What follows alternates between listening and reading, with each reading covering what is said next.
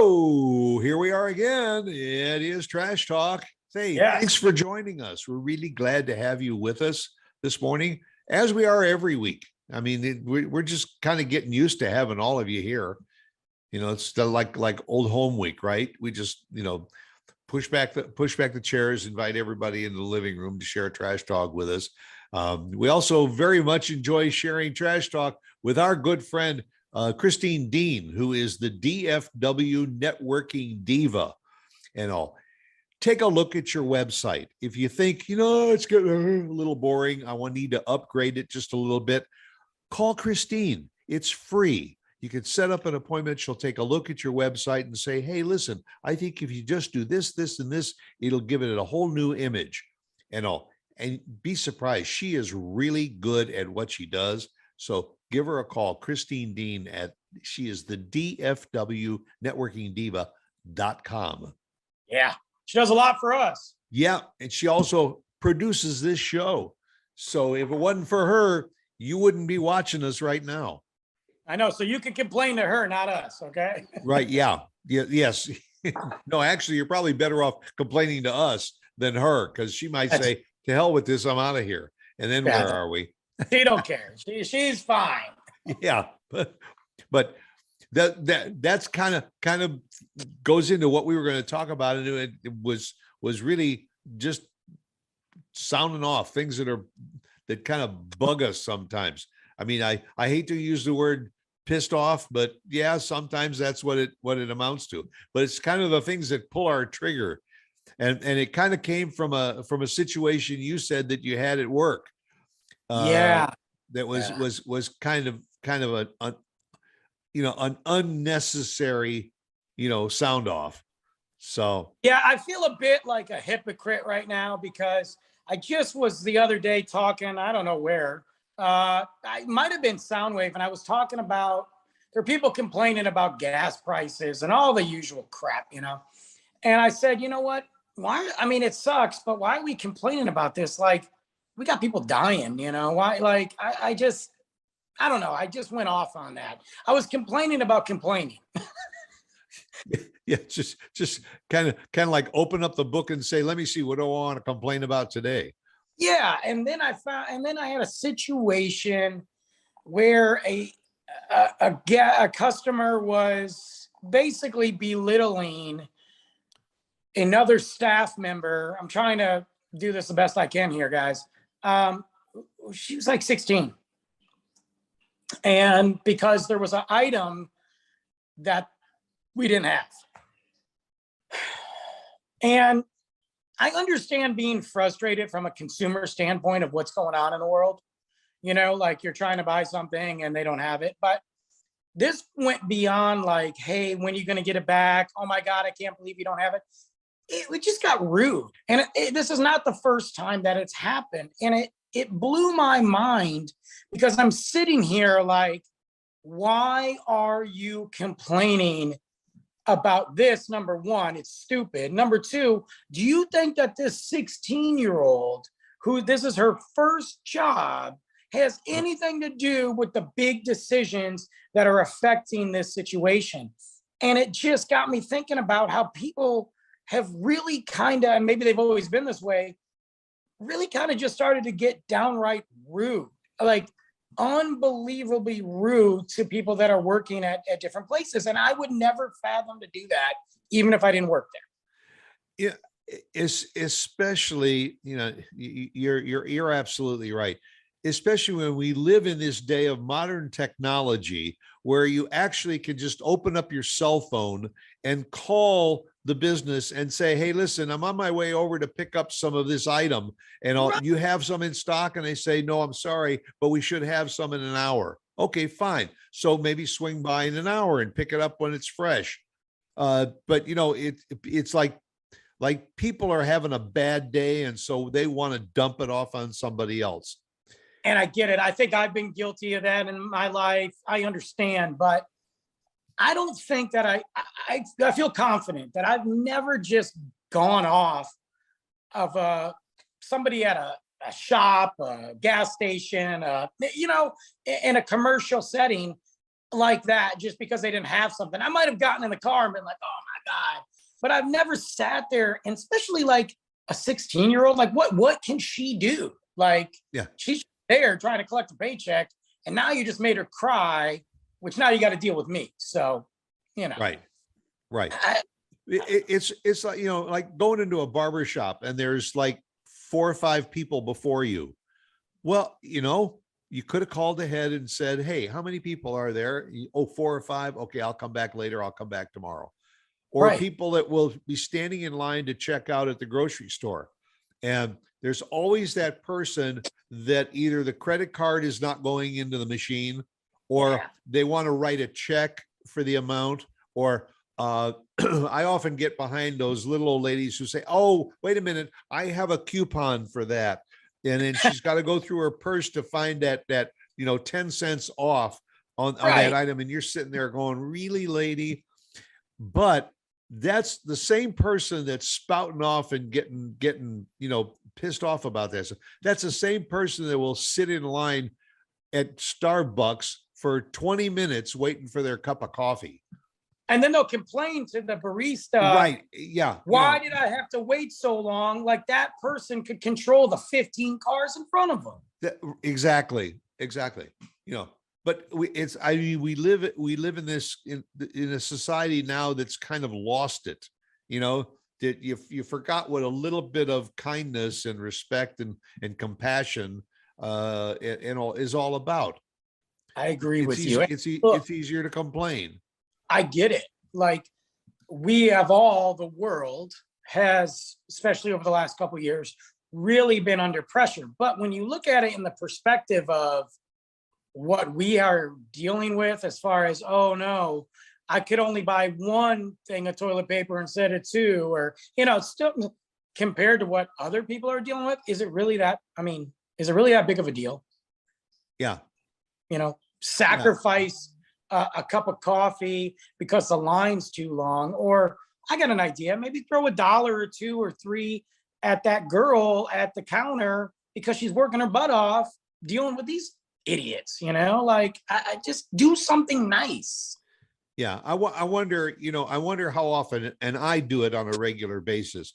How often do people go up and, because either the service was really exceptionally good, or you saw that young person was under a little bit of pressure, you hand them that money and all, and you say, keep the change, or take the change and drop it into that tip jar or something. Instead, people say, I'm pissed off because I had to wait an extra 2 minutes to get my pizza and all. I'm not going to put anything in the tip jar, even though these people are busting their butts trying to get the orders filled.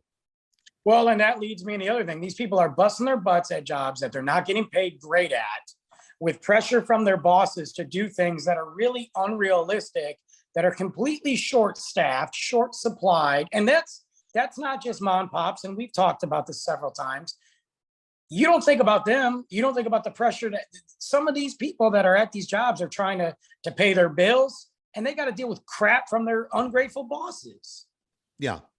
And also, again, you bring up a good point. Sometimes people get short with the person that's at the counter and all, because, oh, you're out of this, you're out of that, or something. They're complaining to that staff person that's at the counter, when really it's not that person's fault. It may be that it might be management's fault that things aren't going the way they should.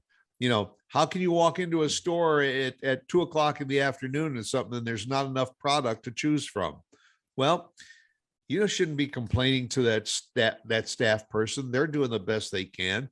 Maybe you just say to the manager, you know what? I come in at 2:00, about 2:00 every afternoon, a few times a week and everything. And maybe you should have a little more product available in the middle of the day. Well, you do something. Look, if you feel the need, because we all, even us right now, we all feel the need to say what we got to say, and say it to the right person. Don't shoot the gatekeeper. They don't know anything. They don't, this is just some kid that's trying to make a couple dollars for whatever reason, or somebody who's busting their butt that has no control over inventory. You want to write the company, write the CEO if you feel the need to get it off your chest, if you're that much of a Karen and you got to get it off your chest, you know? Yeah. And the other thing is the price of everything seems to be going up, and everybody gets really upset about it. I get it. And it's a double-edged sword. Friend, you mentioned about like gas prices. Look, when they start saying on the news that the price of a barrel of crude is going up another $5 a barrel, it's some of the blame is not the local guy that's got the gas station, because it's probably his company that's saying, we can now raise the prices another 25 cents a gallon. Right. So it's the greed factor that's in there, and we're complaining to the messenger. Absolutely. And that's kind of what brought me on that Soundwave rant, was y'all are complaining to the wrong people. Like, nobody wants to pay this much for gas. I don't. It sucks, and we can sit there all day on social media and be gas experts and point the finger at our current president and all that. But really, in reality, as much as I like to do that, let's point it at the greedy Exxon, BPs, the people that are making billions of dollars off of us, constantly dumping oil in the ocean, acting like a bunch of a-holes. Yeah. And let's complain to them, not the guy who runs a Valero. And then there will be a way when they say, if you want to complain, send an email to Exxon or whatever. Yeah. Okay, so fine. You send the email and you get a reply that says, thank you for your comments and everything. We'll forward them to the people in charge, and we'll get back to you, in the next 3 to 5 years. Exactly. Yeah. They're going to file that email for you. They're going to really consider that. Yeah. Yeah. Here it goes. Right. Add it to the trash heap. What else I was sounding off too is, I love social media, but I hate it. I think I'm getting, besides what we do, I think I'm getting social media burned out. That the amount of trolls and negativity and toxic garbage dump people that are on there, you cannot, and we've talked about this, but we can't say anything. I just had an experience the other day, literally yesterday, and I've been taking a break from some of the social media stuff. I said I did something. Somebody copied what I did, but reversed it, basically passive aggressively called me out, and then continued to be sarcastic about what I did. And I'm like, bro, I don't even know you. Like, who are you? Like, why are you? And so I said something, because I was like, oh, that's cool. At least I inspired you to be creative. Right. They turned it around, negative. And I'm like, oh my God, I'm tired of it. Like, I'm tired of talking to anybody that's not in my circle. If you're not in my circle, get off my social media. Yeah, you're right. And because it's almost like what social media has turned into is there is a significant number of people that are just looking for a fight. If you say something that is, this is my opinion and all, and I'll be happy to discuss a difference of opinion with you. No, they're going for the jugular. It's a fight. And can you believe this so-and-so that said this, where's his head at? I mean, why? I have to tell you that I find myself almost every week somebody that just rants on social media and all. Just go in there and unfriend, unfollow. Yep. Goodbye. Have a nice life. And I'm okay with it on a public forum for our show, for the podcast. You want it, that's fine. But when it's my personal page and people I've known for years are all of a sudden just, I say one thing and I could say one thing. And if anybody knows me, I'm more of a smart aleck than being serious. You are? Yeah, I know. Shocker, right? Like, it's a revelation, If I say one thing, they'll take it as gospel, and they'll belittle and DM me and text me. And I'm like, what just happened here? I got to get rid of them. I just get rid of them. I got rid of people that I've known for 15 years because they're just stupid now. Look, you You have countries that have gotten rid of you. True. Russia being one, but that's okay. Sorry to my Russian fan, Yeah, that one Ruski that and it's only because I know used to her. follow your show. Now she can't because Putin blocked everything. The Yeah, jerk yeah. You said something about Ukraine, and he unfriended you. unfriended me. Boom, Putin out. Him and Kim Jong-un out. China out. Whatever. Who cares? And that's the other thing. This war. I mean, we have so many people that have, number one, never been in the military. Number two, never been in the government. And now are experts on the Ukraine-Putin war. And they're going to tell us what we need to be doing, even though our military, this is what they do. And our government officials, whether we agree or not, this is what they do. They're going to tell us what we should be doing. There are those that are saying, let's just stay the course. We don't want to put boots on the ground. Sure. We don't want to do that. And then there's the other guy that comes along and says, let's just go in there and just bomb their asses. Right. Yeah, right. Create World War III. And then who's going to benefit from that? I mean, the thing that bugs me most is about the war. And I mean, we could do a whole show on that, is that I really don't understand what Russia thought they were going to gain by taking over the Ukraine. They've gone through, and the Ukraine, granted, the Ukraine 30 years ago became an independent state, and they really built it into a viable democratic society within the world sphere. They were huge in the agriculture and in business. Now Russia has gone in and they have bombed out this entire country, and there is nothing left but rubble and all. And so what benefit was there, other than sitting down at the table and saying, listen, we'd like to discuss, maybe about how Ukraine and Russia can get together and work mutually at a benefit for each other.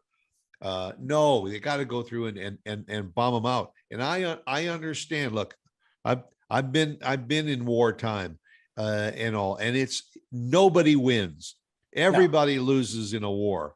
Both sides are going to lose. When is it ever going to stop? It's because somebody, like we were just talking about on social media, just decides they're going to say something that's going to piss somebody else off.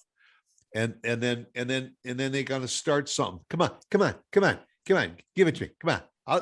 What you got? Let me see what you got. It won't stop. And like you said, we could go off on this forever, but Putin doesn't care if it's a parking lot as long as it's his. Yeah, that's all he cares. But there was so much viable that was there to try and capture. There's nothing. The people are gone. The industries are gone. The buildings are gone. Everything that the Ukraine built up is basically going to be gone. And when it's all over, chances are they're going to say, okay, Ukrainians, all right, we did what we intended. You can have your country back. What's there to take back? I mean, the Ukrainians will go back and they'll say, yes, we'll rebuild our country. Sure, and they will. And they will. But why do they have to? Well, so you got, I mean, again, we're spouting off, but you got Putin who's like, okay, I'm going to either beat them and take it because it's mine to begin with, because I want to go back to the Mother Russia days, or he's going to say, okay, I bombarded you into an oblivion, and maybe I can force you to basically beg us to help you rebuild it, but you're part of Russia now. Or he just proved his point and says he can do what he wants, and he'll reevaluate the next 5 years and see what else he can do. I mean, you beat somebody into submission, and maybe you don't own them, but they have nothing. In your mind, you won, And the sad part about it is that there are other Putins all over the globe that are saying, as soon as he finishes, then it's going to be my turn. I'll get my nukes out, and I'll invade small territories and take those over one at a time. Well, And and all- that's why they're watching us. So many countries are watching, and that's why when people say we could just go in there, man, just send our military, and I'm like, dude, look, okay, let's get off our ego for a minute, right. and let's understand that we do that. We have now just started World War III, number one. That's Number right. two, other countries are going to go, wait a minute, we don't agree with Putin, but this is not what we discussed on our NATOs and all this crap. Why did you do that? So, other countries are looking at us, and it's a tough balance. I would never want to be in this position to be tough, firm, but also cautious in protecting my own country. I don't know what the right thing to do is. And guess what? I'm not going to go on social media and tell people what the right thing to do is. No, because as soon as you go on social media and say what your opinion is, somebody else is going to go for your throat. Yeah. And then they're going to try and discredit you. And then you find yourself in a defensive position of trying to say, well, wait a minute, that's not what I said. You're taking it out of context. Of course. Why bother? I mean, that's why I pretty much try to stay clear of it. Yeah. And all because, again, like we said, this we were just sounding off today, but the thrust is, folks, that basically what we've been talking about for the last umpteen minutes has all been about the negativity that we seem to live in. Mhm. And unless we start to open our eyes and wake up and say, live and let live, and Yeah. let's move forward instead of trying to push time back 20, 30, 40 years and everything, we're just not heading anywhere but to a bad place. Well, we're running in this hamster wheel of garbage, and it's easy to get caught up in negativity. It spreads like a virus. I've been guilty of it, and I used to be one of those guys that was very much like, hey, let's burn the bridge down. Let's rebuild the bridge. When people come across it, burn it down again. Like, I used to be one of those guys. It's hard balance because you can get wrapped up into it. But nowadays I'm like, I'm too old. I don't care. And let's just stop. Like, it hurts. Like, when you hear that much negativity, it hurts you. So let's just get out there and knock it off, If you don't like this bridge, go build another one. or just go through the tunnel. Yeah. You don't like the going on the bridge across the river, then swim, or paddle or find an alternative. Why do you got to go on there Rambo style? And, and again, we have those moments, we're human beings, but I think the best thing, and this is what, in wrapping up my thoughts, is that, and I try to teach this to my son, is, pick and choose, man. Like, it's not worth getting upset over, it's not worth spouting that off. It's not worth lighting the fuse. Yeah. So just back away. You'll never be able to be everything to everybody. So just, Yeah. pick your own battles and go for it, but just try and sort it all out and be the best person that you can be for yourself and for those around you. Yeah, it's tough. We know it's tough out there. We know. And so now I feel better about having gotten this off of my chest. I'm good. I'm fine. I'm at least good for the rest of today. Yeah, for the next 10 minutes for sure. Yeah, I'll go have another cup of coffee and start thinking about what we're going to talk about next week. Oh yeah. Okay. Go out and make it a good one. All right. Bye. Bye, guys.